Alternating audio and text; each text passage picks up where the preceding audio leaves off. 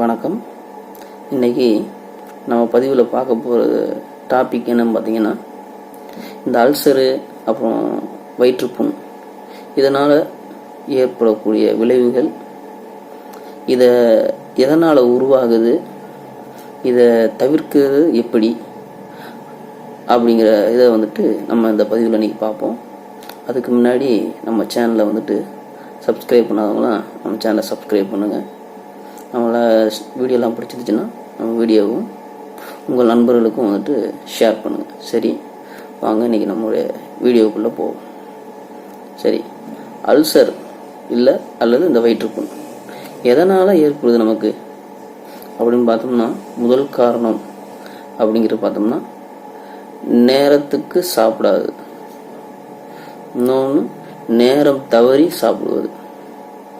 இந்த நேரத்துக்கு சாப்பிடாதும் நேரம் தவறி சாப்பிடுவதனால என்ன உருவாகும்னா, நம்முடைய வயிற்றில் ஒரு சில அரிப்புத்தன்மையுடைய ஒரு அமிலம் உருவாகும். அந்த அமிலம் நம்ம நாள்பட நம்மளுடைய இறப்பையில் ஒரு சில கிருமிகள் உருவாகி புண்ணாக நமக்கு உருவாகும். அப்படி உருவாகும்போது நம்ம மார்புக்கும் வயிற்றுக்கும் நடுவில் உள்ள அந்த நெஞ்சு குழியில் ஒரு வித பெயின் ஏற்படும். இதுதான் ஒரு ஆரம்ப அறிகுறினே சொல்லலாம். இது இன்னும் எதனால் இந்த நோய்கள் ஏற்படுதுன்னு இன்னும் ஆழமாக டீப்பாக யோசித்து பார்த்தோம்னா, நம்ம சாப்பிடக்கூடிய உணவு வகைகள், உதாரணத்துக்கு நான் என்னுடைய சிறு வயதில் நான் ஒரு 3-4 வயசுலாம் இருக்கிற வரைக்கும் அந்த காலங்களில் நான்வெஜ்ஜு இருந்தாலும் சரி, இட்லி தோசை இது மாதிரி ஐட்டங்கள்லாம் இருந்தாலும் சரி, ஒரு தீபாவளி பொங்கல் இல்லை மாதத்துக்கு ஒருக்க தான் இந்த தோசை இட்லி இது மாதிரி ஐட்டங்கள், அப்புறம் நான்வெஜ்ஜான சிக்கன் மட்டன் இது மாதிரி ஐட்டங்கள்லாம் இந்த நல்லது உள்ளது, அதாவது விசேஷ நாட்களில் தான் அதிகமாக எடுத்தாங்க. ஆனால் இப்போ உள்ள காலகட்டத்துக்கு இந்த இட்லி தோசை இந்த நான்வெஜ் இதுதான் முக்கியமான உணவுப் பொருளாக பார்க்கப்படுது. அதுலேயும் இந்த நான்வெஜ்ஜு இது மாதிரி ஐட்டங்கள் சாப்பிட்றது நம்மளுடைய வயிற்று செரிமான பிரச்சனை ஏற்படும். அந்த வயிற்று செரிமான பிரச்சனை நம்மளுடைய செரிமானம் ஆகக்கூடிய மிஷினை செரிமானம் செய்கிறதுக்கு ரொம்ப கஷ்டப்படும். அதனால் இந்த அல்சர் பிரச்சனை ஏற்படும். இன்னொன்று, இந்த இட்லி தோசை இது மாதிரி ஐட்டங்கள் எப்படின்னா, அந்த காலத்தில் ஏதோ ஒரு விசேஷ நாட்களுக்கு வச்சாங்க. ஆனால் இப்போ கலாச்சாரம் அப்படிங்கிற ஒரு ரீதியில் டெய்லி இட்லி தோசை தான் அது அதிகமாக சாப்பிட்றாங்க. ஒரு சில டாக்டர்கள் என்ன சொல்லியிருக்காங்கன்னா, புளிப்புத்தன்மை ஆகக்கூடிய பொருளான இந்த மாவு ஐட்டங்கள் அதிகமாக சாப்பிடக்கூடாது அப்படின்னு சொல்லியிருக்காங்க. இது மாதிரி விஷயங்களை ஓரளவுக்கு தவிர்த்துட்டாலே இந்த மாதிரி அல்சர் வயிற்றுப்புண் அப்படிங்கிறத நம்ம மேக்சிமம் தவிர்க்கலாம்.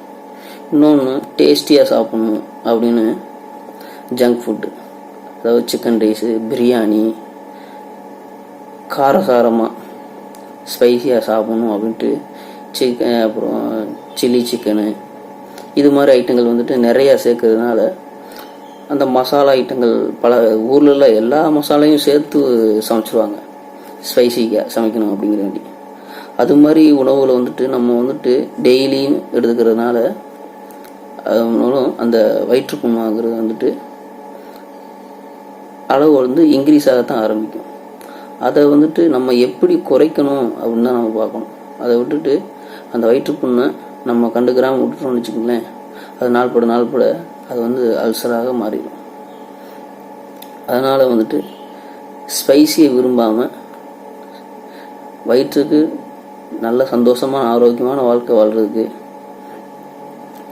குறைவாக, அதாவது காரங்கள் குறைவான முறையில் எடுத்துக்கிட்டு நல்லபடியாக சாப்பிட்டு இந்த வயிற்றுப்புண்ணு ஏற்பதை தவிர்க்கலாம். சரி, இந்த வயிற்றுப்புண்ணு ஏற்பட்டுருச்சு, அதை தவிர்க்கிறதுக்கு என்ன நடைமுறை நம்ம கடைபிடிக்கலாம் அப்படின்னு பார்த்தோம்னா, இந்த வயிற்றுப்புண்கள் இதை தவிர்க்கிறதுக்கு நம்ம உடம்பு அதிகமாக ஹீட் ஆகாமல் பார்த்துக்கணும். அதுக்கு டெய்லி இளநீ சாப்பிட்லாம். மதியம் டைம் வந்துட்டு நம்ம அதிகமாக மேக்ஸிமம் வந்துட்டு தயிர் சாதம் எடுத்து சாப்பிட பழகிக்கணும்.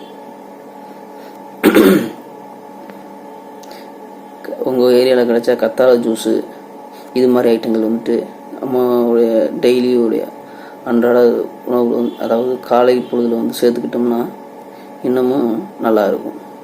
அதே போல் வெந்தயம்னு சொல்லுவோம்.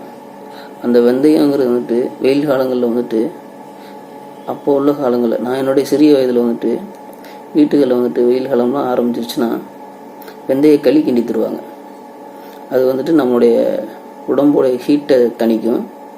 இன்னொன்று மலச்சிக்கல் ப்ராப்ளத்தையும் வந்துட்டு நமக்கு தவிர்க்கும். ஆனால் இப்போ உள்ள காலங்களில் அந்த வெந்தய களியினால் என்னென்னுங்கிற இதுவும் வந்துட்டு நிறைய பேருக்கு தெரியாமல் போச்சு. இப்போது அதை வந்துட்டு இந்த அல்சர் அண்ட் வயிற்றுப்புண் உள்ளவங்க வந்துட்டு இந்த இது மாதிரி சாப்பிட முடியாட்டாலும் நைட்டு அந்த வெந்தயத்தை ஊற வச்சு காலையில் அந்த வெந்தய தண்ணியை குடித்தாலும் கூட நம்ம உடம்புடைய கூலிங் வந்து அதிகமாகும். அதிகமான ஹீட்டாகக்கூடிய நம்ம உடம்பாக இருந்தாலும் கூட அந்த புண்ணை ஆற்றுறதுக்கு கொஞ்சம் நாளாகும். அதனால தான் வந்துட்டு இது மாதிரி வெந்தய தண்ணி சேர்த்துக்கணும், இளநீ அதிகமாக சேர்த்துக்கலாம். மெயினாக நம்ம வந்து தவிர்க்க வேண்டிய உணவுன்னு பார்த்தோம்னா காலையில் மேக்ஸிமம் வந்துட்டு எல்லோரும் டீ குடிக்கிற பழக்கம் இருக்கும். அது எல்லாருக்கும் இருக்கக்கூடியது தான். ஆனால் அந்த டீயை வந்துட்டு அதுக்கு வந்து ஒரு சில அரிப்புத்தன்மை கூடியது இருக்கும். அதாவது அரிப்புத்தன்மைனா வயிற்றில் வந்துட்டு புண்ணு ஏற்படுத்தக்கூடிய சில இது அதில் வந்து இருக்கும். அதனால் வந்துட்டு டீயை பால் இதை வந்துட்டு தவிர்க்கிறது வந்துட்டு ரொம்ப நல்லது. இன்னும் மெயினான ஒன்று என்னென்னு பார்த்தோம்னா எண்ணெயில் பொரித்த பொருட்கள், அதாவது வடை, அப்புறம் சிக்கன் 65 இது மாதிரி வந்து நம்ம வந்துட்டு அதிகமாக விரும்பி சாப்பிடக்கூடிய பொருள் தான்.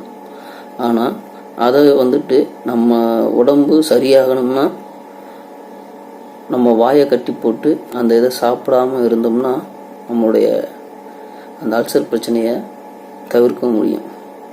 இது மாதிரி சில விஷயங்கள் வந்துட்டு பத்தியம் சொல்லக்கூடிய முறையில் வந்துட்டு கடைபிடிச்சிட்டு வந்தோம்னா இந்த வயிற்றுப்புண்ணு ஏற்படுவதை வந்துட்டு நம்ம தவிர்க்க முடியும். இன்னொன்று, வாரம் ஆச்சுன்னா தலைக்கு ஃபுல்லாக எண்ணெய் தேய்ச்சி குளித்தோம்னா அந்த வயிற்றுப்புண்ணு ஏற்படுவதை வந்துட்டு நம்ம தவிர்க்க முடியும். ஏன்னா அந்த நம்ம உடம்புடைய ஹீட்டு வந்துட்டு ஓரளவு குறையும். படிப்படியாக குறைஞ்சி அந்த புண்ணுடைய அளவும் வந்துட்டு லெவலாக குறைய ஆரம்பிக்கும். இன்னொன்று, இந்த வயிற்றுப்புண் உள்ளவங்க வந்துட்டு அதிகமாக கோவப்பட வேண்டாம். இது வந்து தனிப்பட்ட கருத்தாக சொல்ல முடியும்.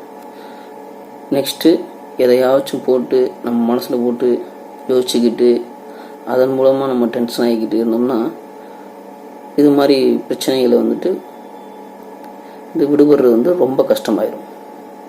இன்னொன்று, மனுஷனுக்கு ரொம்ப முக்கியமான ஒன்றுன்னு பார்த்தோம்னா தூக்கம்.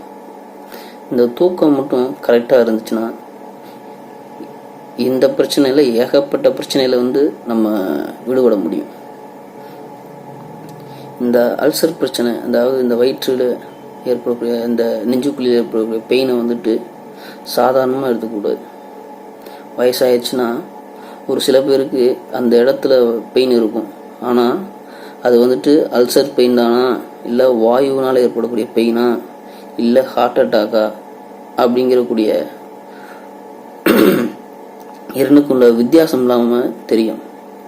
அதனால் ஹார்ட் அட்டாக் வந்தாலும் கூட அது சாதாரண வாயு பிரச்சனை தான் அப்படின்னு நினச்சிட்டு ஆஸ்பத்திரியில் போயிட்டு ஏதோ வாயு பிரச்சனைன்னு சொல்லிட்டு அதுக்குரிய டேப்லெட்ஸ் மட்டும் சாப்பிட்ருவோம். ஆனால் அது ஹார்ட் அட்டாக்கு கூட இருக்கலாம். அதனால் இது மாதிரி விஷயங்களை வந்துட்டு தவிர்க்கணும்னா, அல்சர் தவிர்க்கணும்னா அதுக்கு வந்துட்டு உணவு பழக்க வழக்கம் மாற்றிக்கணும். நம்ம உணவு பழக்க வழக்கத்தில் கட்டுப்பாடு இருக்கணும். இதை கடைபிடிச்சாலே வந்துட்டு நம்ம அல்சர் பிரச்சனைலேருந்து விடுபட முடியும். அல்சர், வயிற்றுப்புண் போன்ற பிரச்சனைலேருந்து விடுபட முடியும். அந்த காலத்தில் வந்துட்டு நம்ம முன்னோர்கள் வந்துட்டு விரதம் அப்படிங்கிற முறையை வந்துட்டு கடைபிடிச்சிட்டு வந்தாங்க. அந்த காலத்தில் நான்வெஜ் சாப்பிட்றதே வந்துட்டு கம்மியாக தான் இருக்கும். ஆனாலும் அந்த விரதம் அப்படிங்கிறத வந்து கடைபிடிச்சிட்டு வந்தாங்க. எப்படின்னா கார்த்திகை விரதம், அப்புறம் பிரதோஷ விரதம், அமாவாசை விரதம், சிவராத்திரி விரதம், இப்படி நிறைய விஷயங்களை வந்துட்டு கடைபிடிச்சிக்கிட்டு வந்தாங்க. அது வந்து நமக்கு வந்துட்டு நம்ம பார்க்கக்கூடிய மக்களுக்கு வந்துட்டு சாமிக்கு விரதம் இருக்கணும்னு மட்டும்தான் தெரியும். ஆனால் அதுவும் ஒரு வகையான ட்ரீட்மெண்ட்டு தான். எப்படின்னு எடுத்துக்கிட்டோம்னா, நம்ம டெய்லி முட்டை, கறி, மீன் இப்படி சாப்பிடும்போது